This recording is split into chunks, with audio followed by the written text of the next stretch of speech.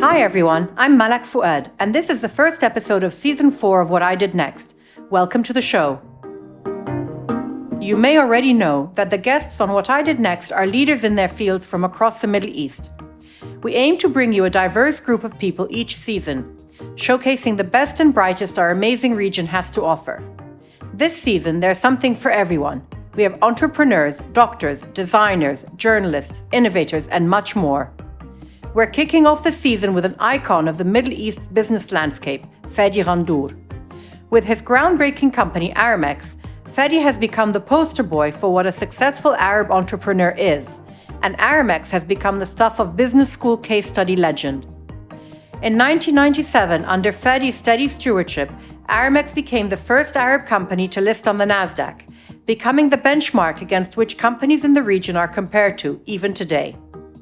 While Aramex's track record makes for an amazing story, Fadi has already spoken about this quite extensively over the years. So our focus today is on what Fadi's been doing since leaving Aramex. His primary focus is WAMDA Capital, which looks at ways to accelerate entrepreneurship ecosystems throughout the region by funding early-stage startups. Fadi is equally committed to giving back to needy communities across the region. His NGO, Ruwad, brings together underprivileged communities with the private sector to solve problems directly impacting neighborhoods across many countries in the Middle East.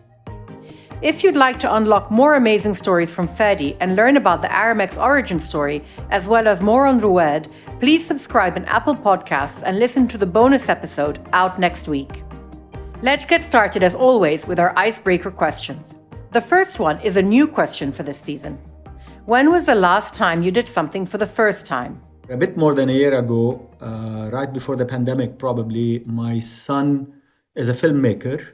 And so he was filming his last feature film. And so I was an extra in the film. Oh, really? Well, I will appear for about, 10 seconds.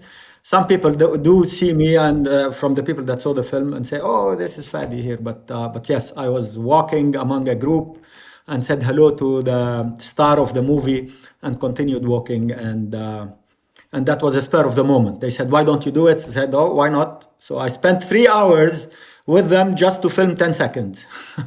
And are we going to see a feature film starring Fadi Ghandour anytime soon? I doubt that, but I think that's one thing I'm not pivoting into. Yeah. But it's a fun experience. It's a lot of fun. Let's move on to our second question, which is, are you team Instagram or are you team Twitter? I am not a social media person, so I'm not on Twitter. I left Twitter a while back. I am supremely argumentative. I'm not able to sit and continue to argue back on any issues that pop up. So I decided that to keep my sanity and to focus on my things that matter. So I left Twitter. But I'm on Instagram because it's a lot of fun. I get to do, whatever, shoot photos and share them with a few bunch of people. I'm also on LinkedIn, but that's a business thing because there's a lot of value there. Yeah. And Instagram for you is mainly a way to connect with friends, or do you follow certain accounts that you're interested in? I follow certain accounts. I'm random at it, so I'm not going out and seeking, I want to follow this guy and follow this guy. So I follow news. I'm a news buff. I follow Nat Geo, for instance, because I'm very interested in what they do. They do fantastic work. I follow family. I follow friends. I mean, that's because it's where you feel safe and comfortable, and you get to see news without having to go into big discussions. If you could name 5 accounts, so you named Nat Geo, would there be any other sort of news related, or are there maybe some health related ones? Or so look, I'll tell you, I'll make it fun for you. So if I wanted to have probably my dream 5 follows, and if the late Steve Jobs is around, I would follow Steve Jobs. I wouldn't follow too many other entrepreneurs, but Steve Jobs is unique. I'd follow Leonardo da Vinci if he was around. So he was just an incredible. He's not an artist. I mean, he was just an incredible inventor, and I bet he would be extremely interesting when he pops up on any social media. I'd follow, well, always family. So always family, and maybe the Wright brothers, the people that invented flying. Oh, the flying, yeah. I mean, So because they kept, I do mean, you they're entrepreneurs, so they kept trying and failing and trying and failing. And they, I mean, if you can imagine more than 100 years ago, what people felt about these guys saying, well, we're going to fly. I mean, and look at the naysayers and how many Yeah, failures they had. And then they eventually absolutely. invented this thing, and it's incredible. I find it interesting that the two people you highlighted are actual inventors, engineers. And so you like the idea that they're creating something new, regardless of their medium, because I think you think of you do that as well. I mean, you work in a space where you're trying to create new things. So is that the attraction of it? Absolutely. I mean, it's also my way of compensating for my not being an engineer. So I mean, these guys changed the world. I mean, not many people changed the world. And what's most interesting, and specifically during the pandemic, I was fascinated with how they came up with a vaccine, for instance. So people that have this incredible capability to affect our lives, a very complicated time. And so, yes, absolutely. I'm only an investor. I'm an enabler in some of these people, but it is much more interesting to be in actually doing that thing that actually changes people's lives. Absolutely. Let's move a little bit into your professional life. How old were you when you stepped away from Aramex? I was probably 53 when that was in 2012, when I decided not to be a CEO. And then I left the board in 2020, I think. So 36, 37 years after the founding. What was it that made you decide now is time for me to move on? Now is time for me to do something else? Did you already have something in mind as to what you wanted to do next? Or were you needing a break? I mean, what was the situation in your mind at the time? Several things, Malak. After 30 years, it was time to step down. It was an institutional organization, already public, already doing well, extremely well. I had wanted to leave actually 3 years before, but then the financial crisis hit. And so nobody leaves the ship when there is rough seas. It delayed me, unfortunately, even though Aramex had done extremely well in the financial crisis because we had no debt and we were able to benefit, actually. I always thought that I needed to have a deep bench, an incredible bunch of people that can actually carry building the business with me. And then when I left, one of them at least could continue as the CEO of the company. And I had a choice of 4 or 5 people, if you want.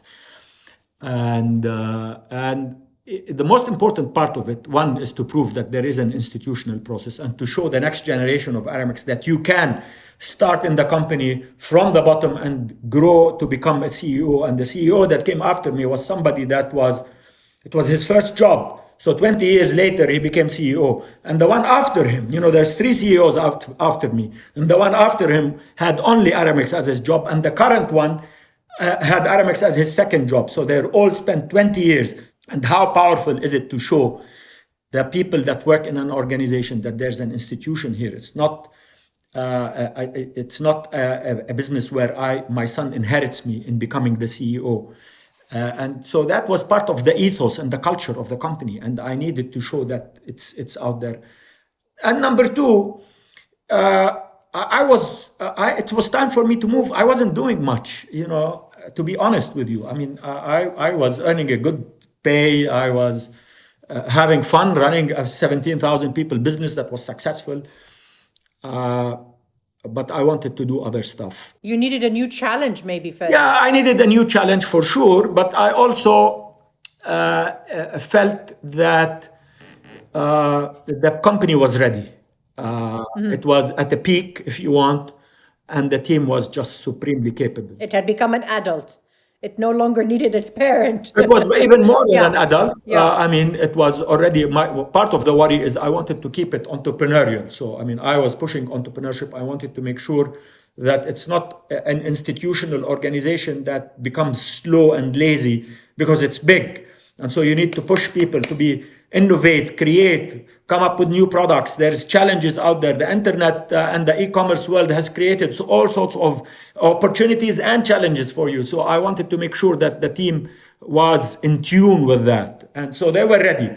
I was ready. The company was ready. The whole organization was ready. So it was also I prepared the guy that came after me for 2 years. A very slow process without him knowing.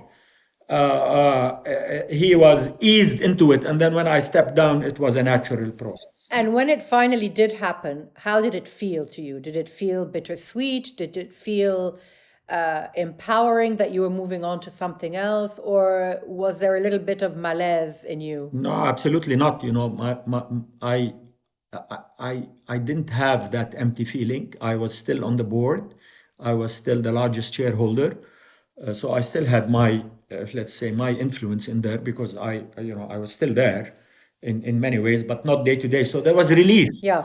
Because running a 17,000, 20,000, I mean, I don't know, there was 20,000 people there. It's not, even though you have a big bench, lots of people that are running the organization, but it's still a huge responsibility to run a public company. Yeah. So there was that day-to-day relief that I don't have to actually do that.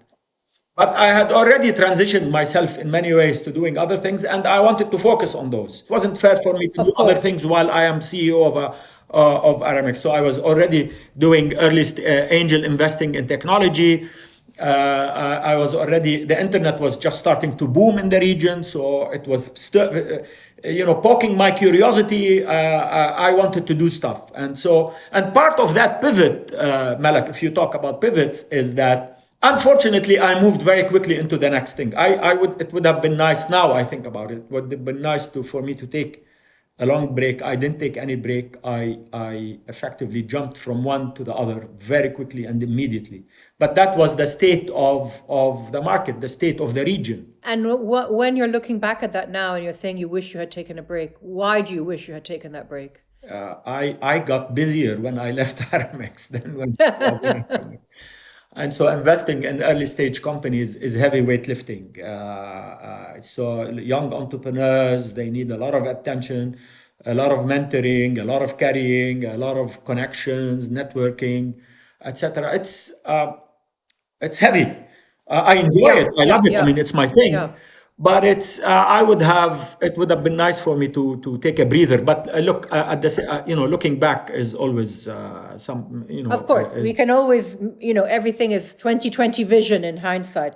And this is when you created WAMDA, right? Yeah, I mean, the WAMDA, the venture fund, we had created before WAMDA something called MENA Venture Investments, which was the angel investing arm that I was using to invest in the technology companies in the region. And then eventually we created the WAMDA, the fund, around a couple of years after that to become an institutional investing process effectively. And is that what takes up most of your time now, or is it? Completely. I mean, that's what I do. That's where I focus. What is it that you're focused on in terms of investments through WAMDA? Is it mainly tech related, or is it across the board with tech as the sort of the medium? Look, anything that has, there's nothing in the world today that doesn't have tech in it as such. So, Fair enough. and so we're in everything tech, and we continue to be early stage. So I like early stage. Early stage means seed. A company after a year of the founders putting themselves together and coming up with a bit of technology that actually solves a problem. And so we like seed, and we like to carry through with them post seed and help them in building the business. That's the core competence. Again, it's still the most difficult part of investing, but it's where we feel comfortable and where I feel I can add the most value. And is it always Middle Eastern based companies, or is it global? Core Middle East. And so Middle East let me define. So we like the wider region. So the Arab world is at the core. Then there's Turkey, which is a fantastic market. There's East Africa and some African, Africa is rising. And there's a bit of Absolutely. South Asia. But the core is the Arab world. I like to use the word Arab world rather than Middle East because the Middle East has other Yeah. stuff in it.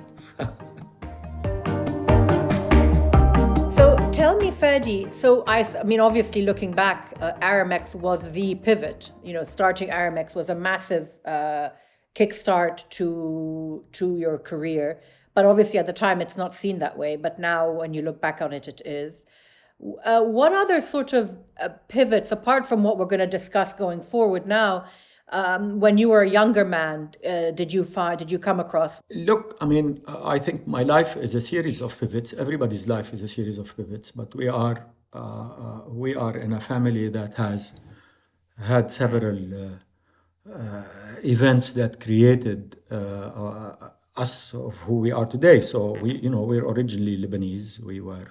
I was born in Beirut. My father was involved in politics.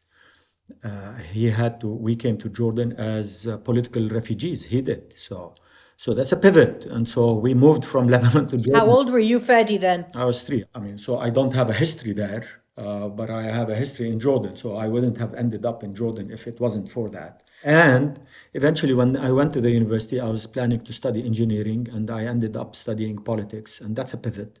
And I think I'm thankful for that in many ways, because it allowed me to also to understand the world and how and its complexities from the angle of history and politics. And we live in a region that is at the core of it is that. And so I got to understand our region. I got to understand the world we live in. I got to understand the political issues because we came from a political family. But as you go to study it, so my eyes were open to the issues that were there. So that was, in many ways, luckily, a pivot because that affected me as I've gone along in the rest of my career, and it affected the way I understood how to build the business in the region because I understood the complexities of the politics of the region. Then when I went to the US to study, I really got immersed in the political issues of the Arab-Israeli conflict, of pan-Arabism, of Baathism, of all sorts of competition among the Arab countries. And, that benefited me, that general information benefited me tremendously in understanding the landscape of how to build the business in the region. I think having an education in politics also is a very good foundation for running a business because you have to learn to persuade, you have to learn how to make an argument, you become a salesman of some kind, and it's a very important tool, I think, anyway. Completely. I mean, I'll tell you one experience that I always talk about is, for us, the Palestinian cause was always a cause of justice. But when you go to the US, you have to argue the issues. You can't say, it's just and the land is ours and whatever. And then you suddenly face all sorts of new things. And so you have to learn everything that you need to learn about it so that you can argue it back. And it's a huge lesson for anything that you are doing in life. When we come back, we'll get into Fadi's other interests with his commitment to the NGO Ruwed. That's right after this short break.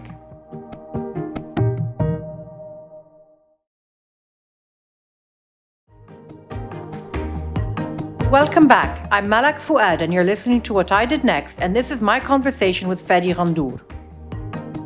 Explain to me a little bit your other, sort of the other hat you wear, which is your involvement with Ruwed.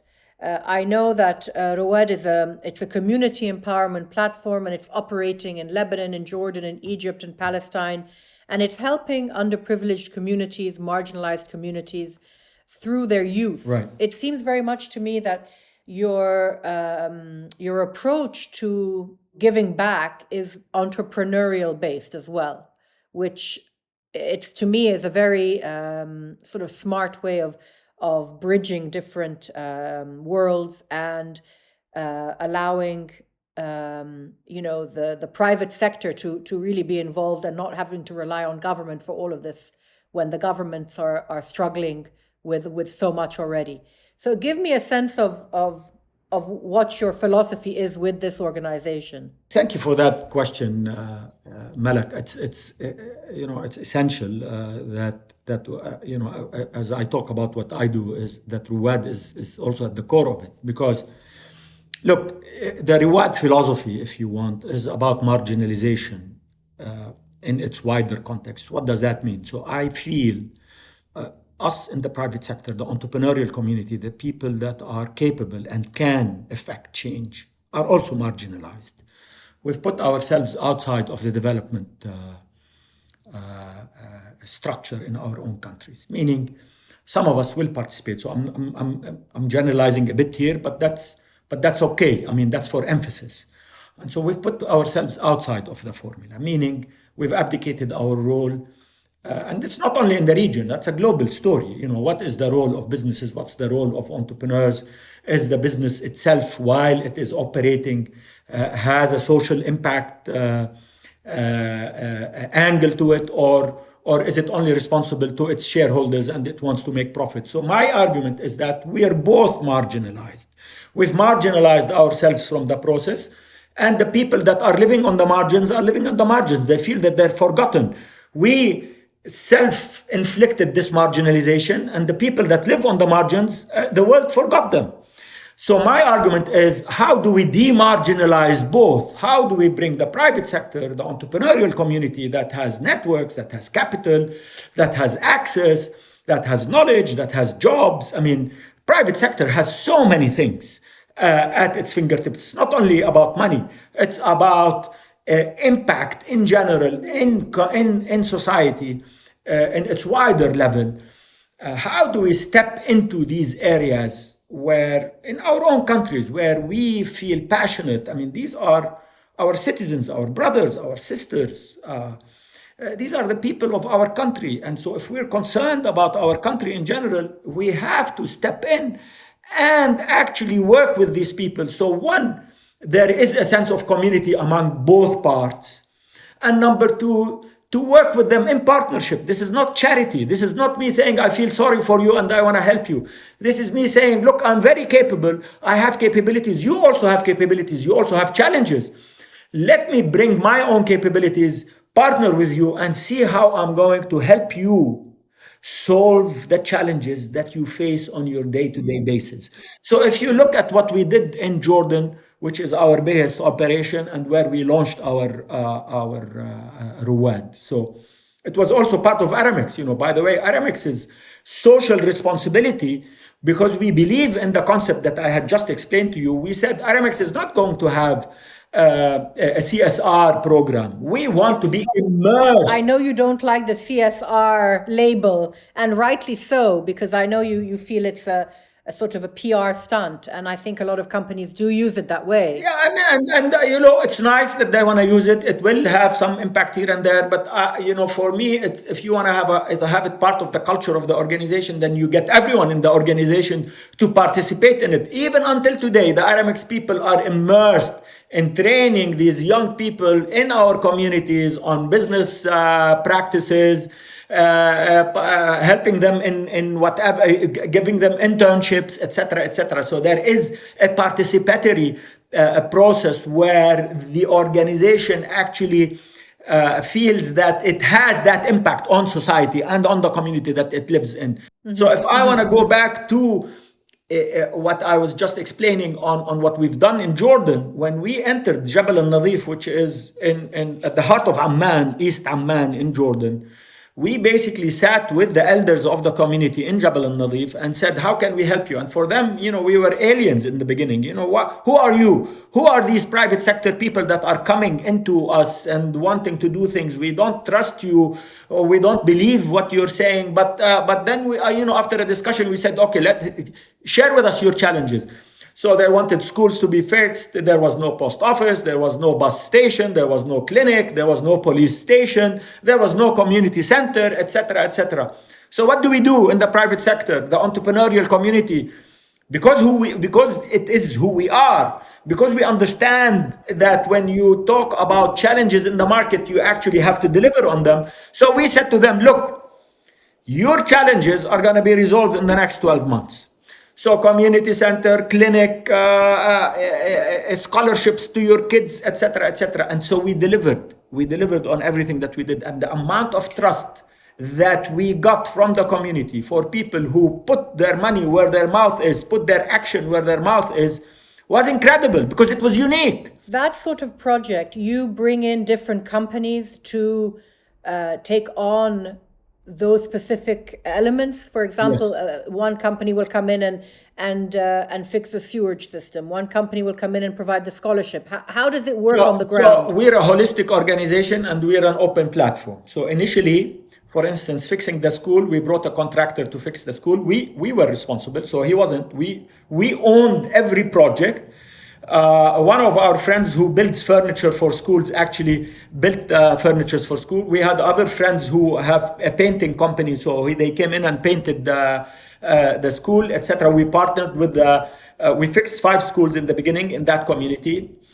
In the clinic, we built the clinic ourselves and then went to the Ministry of Health because we have access, obviously, and the Ministry of Health eventually manned it. So we told them what is the best way to build the clinic. They said you need these equipment. We bought everything and told the Ministry of Health you don't have to spend money, but you need a doctor over there. So, and why do they need the Ministry of Health? Because the Ministry of Health can give you access to the hospital system of government. We couldn't have manned it privately. Of course. And so the post office, we went to the post office organization and said to them, there is no post office in the community. Can we build it? But you man it. And people need the post office because they get paid the government subsidy every year. Not because there is letters, but they distribute the monthly checks for people that are poorest of the poor out of post offices.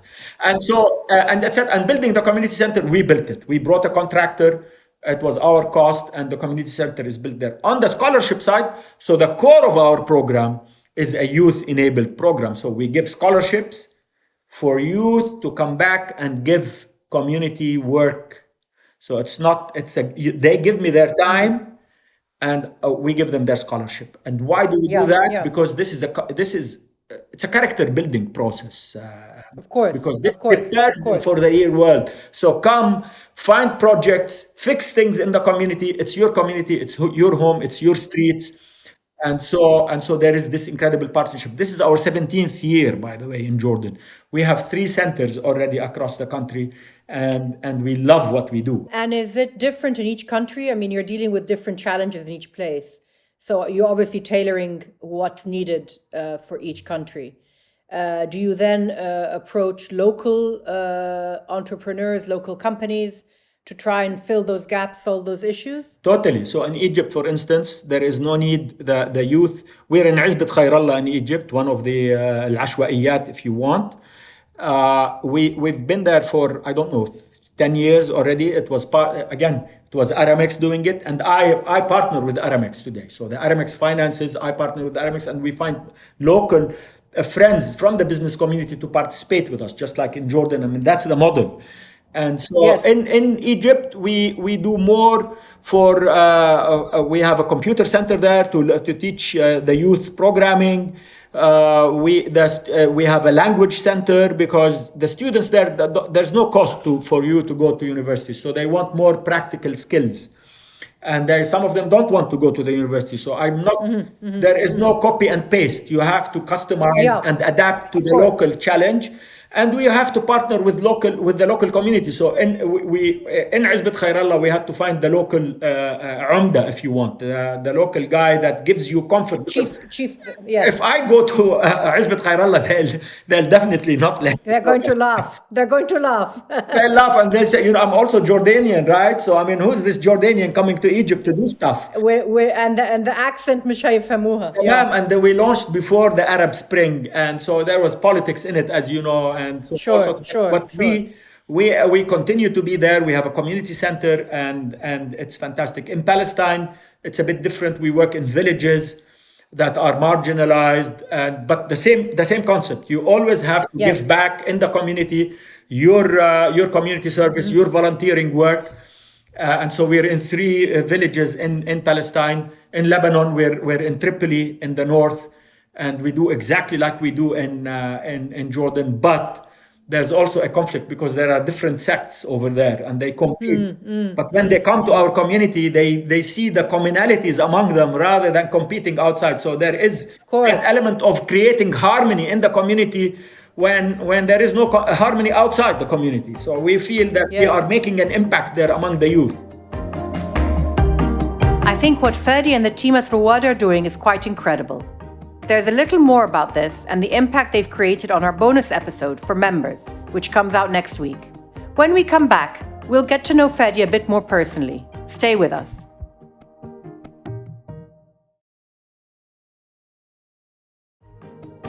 Welcome back. I'm Malak Fuad and you're listening to What I Did Next, and this is my chat with Fadi Ghandour. I want to shift a little bit to some slightly more lighter areas. Sure. We've spoken a lot so far about your work and your career and your business life. Tell me a little bit about yourself in the sense of how do you relax? What are your hobbies? Have you learned something over the years purely for the fun of it that is not something that's necessarily going to impact your work life, but just something that you're interested in and you've wanted to excel in it just for the sake of that? Has there been have you had time, first of all, for that? That's a big question. So look, I make time for things. I am supremely disciplined in how I manage my time. From even when in my busiest days, I, for instance, never skip exercising. So I'm a swimmer. I spent my life. I was in the Jordanian swimming team, national swimming team, back in the mid '70s, late '70s. I continued swimming all through. I swam for George Washington University in my freshman year, and that was my thing until I ruined my shoulder. I eventually, when you ruin your shoulder and you're only good at swimming, you have to be innovative again to discover what you can do. I definitely was never a runner because my knees were terrible. And so I ended up, I'm back to swimming now, but I am also a cyclist. So I cycle, I love cycling now. And do you cycle in place, or do you actually go out on the road? We go out now. I live in Dubai, and we are blessed in Dubai in having long cycling routes, very safe cycling routes. So I love that. And that's 7 months of the year, the heat is bearable, and I love it. And wherever I go, and I was in London last week, by the way, and I would go and rent one of these bikes and go around Hyde Park for an hour just to make sure that I'm exercising, even though the bikes are not fantastic, but they do the job. Absolutely. And for you, because I'm a swimmer as well, for me, swimming is my version of meditation. Totally. It's where I think, it's where Totally. I regroup. And I come out feeling invigorated. I mean, is that how you Totally, is that the man. effect it has for you? Completely. I have friends that meditate, and because I've been doing this since 50 years now. And so I tell people I know what you're talking about because I experience it. I have, incredible listening to the voice of your breathing. Yeah. And you get into a trance after a while. And I'm a long distance swimmer, right? So I'm a long distance swimmer. I have competed in Turkey, crossing the Bosphorus, 6 mile. I did it 3 times with my son. Wow, that's amazing. So I am, and being a long distance swimmer, you go into a trance. You have to go into a Absolutely. trance. So your breathing, eventually, your repetitive breathing gets you to a place where your mind wanders. Because sometimes I say, I want to see, because sometimes I forget what I was thinking about. It's like a dream, right? And sometimes I say, how can I remember what I'm thinking about? I find solutions. I discover sometimes when I have speeches to do and I'm swimming, I discover everything I want to say while I'm swimming. Absolutely. You almost wish you had a notepad as you're swimming. Completely. To write it down. And I tried, I used to have, I had this music thing, but it doesn't work. It ruins the experience. And I'm also a diver, so everything around the sea is water. And I am. And what's your favorite stroke? I'm a freestyle swimmer, and right. I'm a freestyle swimmer. And since you're Egyptian, I have to tell you that I have been doing the southern Sinai all the way to the Sudanese border for years. Go down, take a boat, live aboard with my 2 sons and some friends. And we spend I am, if you would tell me what I would want to do continuously in my life is to be able to swim and do the diving, because the Yeah. underwater, if you experience the Red Sea, and I don't go anywhere else. No, I'm not curious to go around the world seeking, because the Red Sea is right next door, and what it has, the colors, the fish, the beauty of it is just incredible and so relaxing. Yeah, I agree. Absolutely, absolutely. And talking of, you obviously are a big diver and a big swimmer. What do you have things on your bucket list that you've kind of thought of? I must get to this, or I really want to do this, or I want to be a fantastic chess player, or I want to read the complete works of Shakespeare. No, I'm a reader. What is it? I'm a reader, Malak. I'm more a listener than a reader now. So I'm terrible at finishing books. On Audible and things like that. I consume a lot of audiobooks. Mostly history, politics, and business.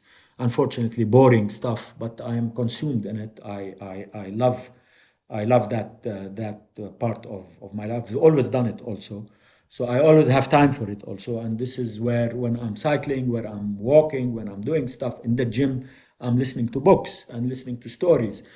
I am also, let me tell you something which you don't know about Aramex. There is a series of things that we've done at Aramex that continue to live today. For Aramex, for instance, Aramex owns and has owned a basketball club for the past 30 years. One of the premier basketball clubs in Jordan is owned. We invented the story of having a private sector company own basketball, completely not for profit. So, and we have a youth program for 6-year-olds all the way to men's and women's teams. We reintroduced women basketball to Jordan back then, and we won national championships. So I'm also... And why basketball, Fadi? I'm passionate. Why basketball? I'm a basketball okay. One of my best friends who worked with me in Aramex, Hazem Malhas, is a basketball player. So the first social, if you want, responsibility act of Aramex was having that basketball program, which continues until today. It had incredible impact because of its little league element. So we have hundreds of little kids that their parents bring them over, etc. So I am passionate about basketball, khasatan, US NBA and college basketball. I continue to be passionate about it. So that's so you say I have hobbies. So I sometimes I wake up very early to watch US basketball, 5 a.m.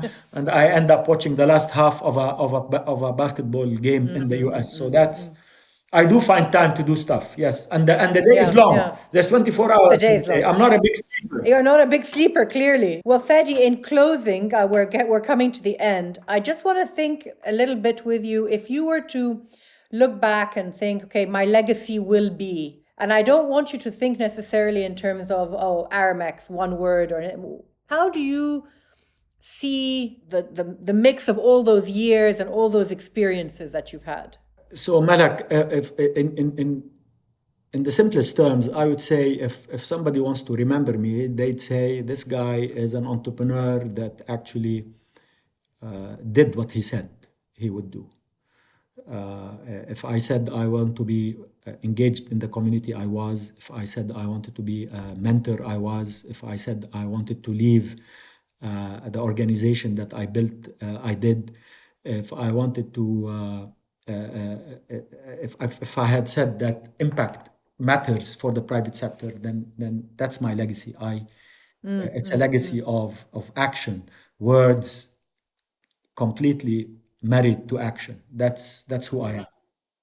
And that's how I'd like to be remembered. Well, Fadi, thank you so much for your time. It was such a pleasure talking to you. And I thought I knew, having read and listened to interviews with you, I thought I knew quite a bit about you, but I clearly didn't, because I loved all this sort of the swimming and all the hobby elements. So that was really, really great. Thank you very much, Fadi. Thank you, Malak. Thank you.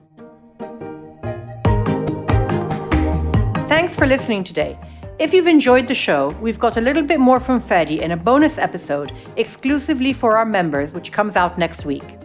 You can subscribe in Apple Podcasts to get this and other bonus material throughout the season. Plus, you'll get early access to our next episode as well. This episode of What I Did Next was brought to you by A&T Media with me, Malak Fuad, and is co-produced by Chirag Desai. You can follow us on social media for video snippets from our interviews and other updates. Just search for What I Did Next on Instagram, Twitter, and on LinkedIn as well. We'd be grateful if you could take the time to leave a review of the episode in your favorite podcast player. See you soon.